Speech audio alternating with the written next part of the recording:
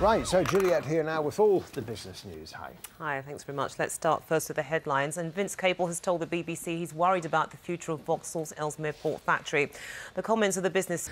Now, the chief executive of Opel and Vauxhall, Karl Strack, has vowed to, in his words, work aggressively to make the brands profitable. Mr Strack was speaking at...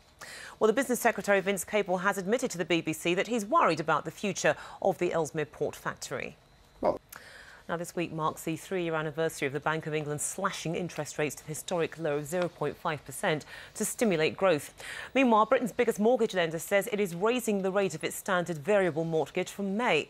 The Halifax says Bernie Bean from the mortgage broker's Private Finance doesn't believe that other lenders will necessarily follow suit. The commodities trading giant Glencore has released its first set of annual results since listing as a public company. They show a 7% rise in net income. Now, figures released earlier today show that Britain's important service sector grew last month, but not by as much as expected. Well, Andrew Coulter from the Chartered Institute of Purchasing and Supply is still optimistic that the sector will remain vital for the UK economy.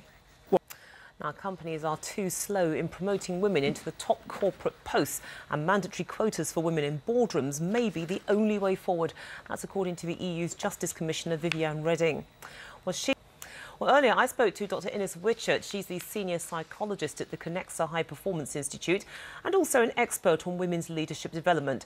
And I asked her whether women should be judged on meritocratic terms only. Okay, it's time now for a quick look at the markets. They have, of course, closed, but losses across the board, not just for Europe, but also for the United States throughout the evening. But in the meantime, it's back to you. OK, Juliette, thanks very much. Thank you. Right.